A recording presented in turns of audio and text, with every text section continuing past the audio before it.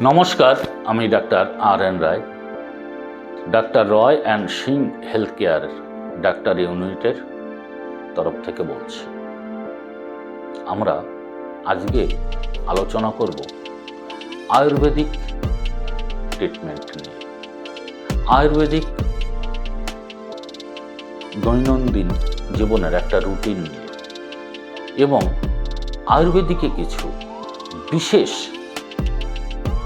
কথা, যার জন্য সবাইকে বলছি আপনারা ভিডিও স্কিপ না করে সম্পূর্ণ ভিডিও দেখার জন্য অনুরোধ রইল। আয়ুর্বেদিক অর্থাৎ এটা সংস্কৃত শব্দ থেকে এসেছে। আয়ু অর্থাৎ জীবন এবং বেদ অর্থাৎ জ্ঞান। তাহলে জীবন জ্ঞান, এটাই কিন্তু আয়ুর্বেদিকের কথার অর্থ। তাই আয়ুর্বেদিকে শুধু চিকিৎসা বা হোম রেমেডি, ঘরোয়া টোটকা না, আয়ুর্বেদিকে কিন্তু আপনাকে সুস্থ জীবন এবং সুস্থ জীবন আপনি যাতে জীবনযাপন করতে পারেন এরকম একটা রুটিনও প্রদান করে থাকে। আমি দুই একটি বিষয় আলোচনা করব, কারণ আয়ুর্বেদিক আলোচনা করতে গেলে অনেকটা সময় লাগে। যে পদ্ধতি 5000 বছর আগের থেকে এই আয়ুর্বেদিক চিকিৎসা বা এই প্যাথিতে চিকিৎসা করা হয়, করে আসছে, তাই এই প্যাথি নিয়ে আলোচনা করতে গেলে অনেকটা টাইম লাগবে। যাই হোক, মোটামুটি কিছু রুটিনের কথা বলবো যেটা আপনাকে সুস্থ জীবন প্রদান করবে। তাহলে শুধু আমরা মুড়ি মুরগির মতন ওষুধ খাবো না বা কোনো ডাক্তারের পিছনে এ প্রান্ত থেকে ও প্রান্তে ছুটব না। তাই এই দৈনন্দিন যে রুটিন, সেটা কখন থেকে চালু হয়? ব্রহ্ম মুহূর্ত থেকে চালু হয়। ব্রহ্ম মুহূর্ত অর্থাৎ আপনাকে সূর্য উদয়ের 1 ঘন্টা আগের থেকে আপনি রুটিনটা চালু করবেন এবং একে বলা হয় ব্রহ্ম মুহূর্ত।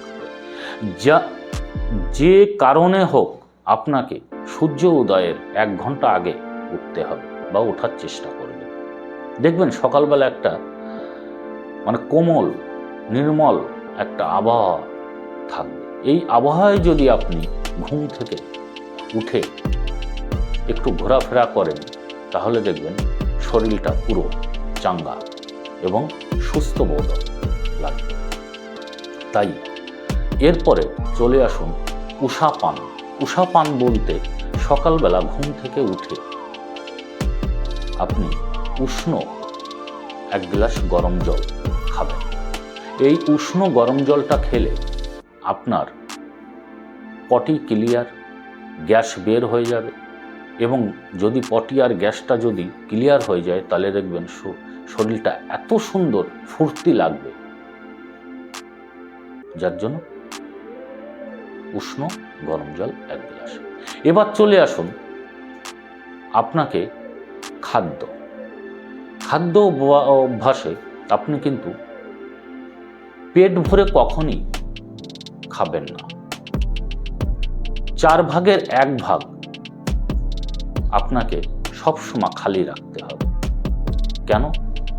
কারণ ওই যে 4 ভাগের 1 ভাগ বায়ু জন্য ছেড়ে দিতে হবে। আপনি 4 ভাগের 2 ভাগ আপনি খান, 1 ভাগ আপনাকে জল দিয়ে পরিপূর্ণ করতে হবে এবং 1 ভাগ আপনাকে ছেড়ে দিতে হবে। এবার চলে আসি খাবারের কিছু বিধি নিষেধ থাকবে, যেটা বৃদ্ধ খাবার বলা হয়। যে খাবার আপনি খাবেন তার বিপরীত খাবার যাতে না খাওয়া হয়। যেমন আপনি একই সঙ্গে দুধ এবং টক জাতীয় খাবার খাবেন না। এর সঙ্গে আপনি মাছ বা মাংস খাবেন না। যে খাবারটা আপনি খেলেন তার জন্য বিপরীত খাবার আপনি খাবেন। এবার প্রাকৃতিক কিছু বেগ থাকে, এই বেগগুলো আপনি সবসময় চেপে রাখবেন না। যেমন আমাদের শরীরে কিছু বেগ থাকে, বেগ বলতে প্রেশার থাকে, এই প্রেশারগুলো অনেক সময় এইভাবে চলতে গেলে মানে বিভিন্ন অফিস কাচারি বা লোকজন বা চোখ লজ্জা এসব থেকে কিন্তু আমরা অনেক সময় চেপে রাখি। এগুলো একদমই চাপা যাবে না, কারণ যখনই আপনি বায়ু চেপে রাখবেন তখনই কিন্তু আপনার পেটে ব্যথা, কোষ্ঠকাঠিন্য, হজমের সমস্যা এবং হৃদরোগের ঝুঁকি থাকবে। এরপরে মল মানে পটি আপনি চেপে রাখবেন না। এটা কোলনে বিষক্রিয়া ঘটে, যার দরুন মাথা ব্যথা, পেট ভার থাকা বা অর্শ বা পাইলসে পরিণত হয়। প্রস্রাব মানে ইউরিন আপনি কখনো চেপে রাখবেন না, কারণ মূত্র পাথরি বা প্রস্রাবের ইনফেকশন বা মূত্রাশয়ে ইনফেকশন হতে পারে। এবার হাঁচি, কারণ আমরা প্রায় সময় কিছু লোকজনের মধ্যে আমরা এটাকে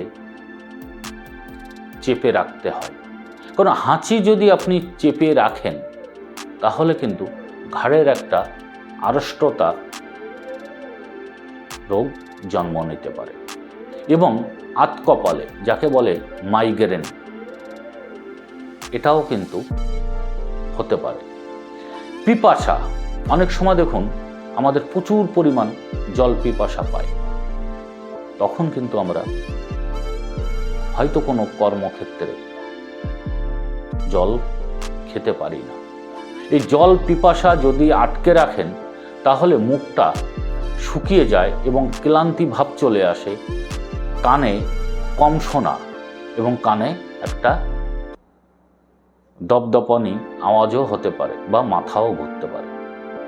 এবার ক্ষুধা, যখন আমাদের ক্ষুধা লেগে যায় তখন কিন্তু আমাদের প্রচুর পরিমাণে ক্লান্ত বা শরীর দুর্বল মনে হয়, তন্দ্রাচ্ছন্ন মনে হয় এবং হজম শক্তিরও ব্যাঘাত ঘটে।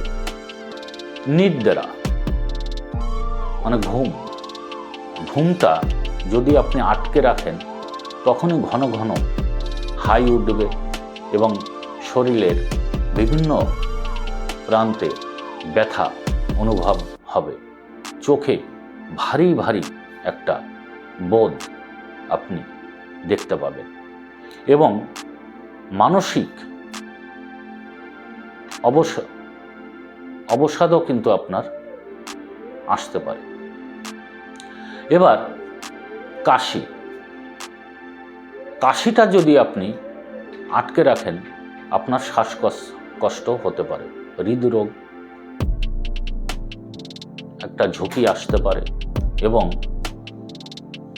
পরবর্তীকালে কাশি তীব্রতা হতে পারে এবং বেশি পরিমাণে কাশি আসতে পারে।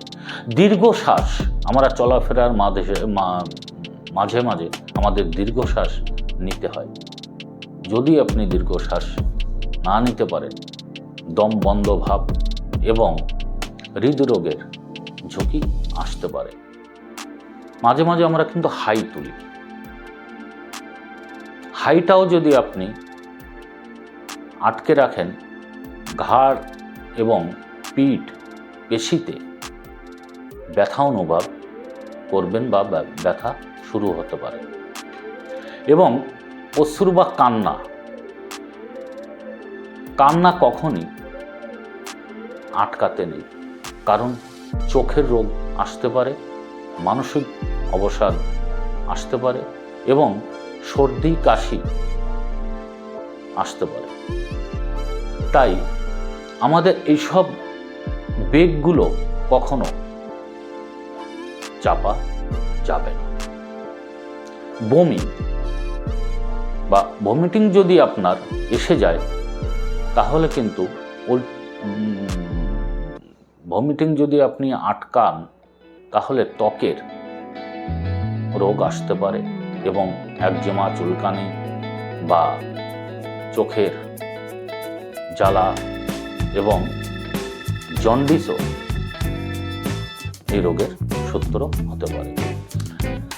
এবং লাস্ট বীর্য যদি আপনি বীর্য পাচিং হওয়ারও কিন্তু একটা নির্দিষ্ট সময় বা দিন রয়েছে, তার থেকে যদি বেশি দিন আপনি জোরপূর্বক আটকে রাখেন, তাহলে মূত্র নালীর সমস্যা হতে পারে এবং প্রজনন তন্ত্রের দুর্বলতা আসতে পারে। তো আমাদের চলাফেরার মধ্যে অনেকগুলি সুস্থ হওয়ার সঙ্গে জড়িত রয়েছে। তাই যে কোনো বিষয় আপনি ঠিক তখনই ওটা আবেগটাকে, যেটা বেগ, এটাকে কিন্তু ক্লিয়ার করার চেষ্টা করবে। তো এইভাবেই আয়ুর্বেদিতে প্রতিটা মানুষের জীবনে সুস্থ দিকটা কিন্তু লক্ষ্য দিয়ে থাকে। দেখুন, চিকিৎসা তো হবেই এবং এর সঙ্গে ঘরোয়া টোটকাও মানতে হবে।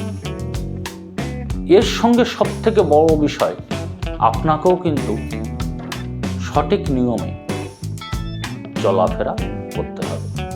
যেটা বর্তমান এতটা ব্যস্ততম জীবন সবার কাছে এসে গেছে, এতগুলি নিয়ম মানা যায় না বা মানা খুবই কঠিন, সময়ের অভাব। এই অভাব বলেই কিন্তু যদি আপনি ছেড়ে দেন, তাহলে কিন্তু আপনি সুস্থ থাকবেন না। আয়ুর্বেদিক যেসব চিকিৎসক, তারা কিন্তু শুধু চিকিৎসাই করেন না, তারা কিন্তু এসব চলাফেরার কথা আপনাকে বলে দেন। তাই বলছি যে সুস্থ জীবন যদি পেতে চান, তাহলে কিন্তু আয়ুর্বেদিক আপনাকে লক্ষ্য করতে হবে। এবং আয়ুর্বেদিক যে ঔষধ, সেটা কিন্তু আপনার খাদ্য অভ্যাসের সঙ্গে রয়েছে। ঔষধ মানেই ভেষজ, ভেষজ মানেই আপনাকে খাদ্যর মধ্যেই ঔষধ, চলাফেরা, এটাই কিন্তু আয়ুর্বেদিকের সব থেকে বড় জোর দিয়ে থাকে। যাই হোক, এই বিষয় নিয়ে প্রতিটা দিনই কিছু না কিছু বলতে থাকি।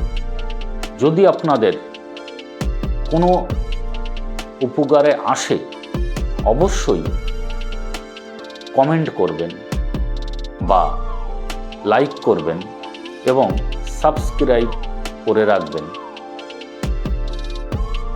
নোটিফিকেশন অন করে রাখবেন। যদি কোনো টিপস দিই আপনার মোবাইলে, অবশ্যই চলে যাবে।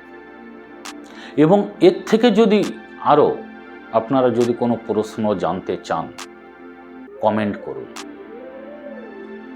এতে আমারও বলতে সুবিধা হয়। আগে কিছু কিছু কমেন্ট এসছে, সেইভাবেই কিন্তু বলার চেষ্টা করেছি। তাই বলছি, আপনারা কমেন্ট করতে ভুলবেন না। তাহলে আজকের মতন এখানেই, নমস্কার।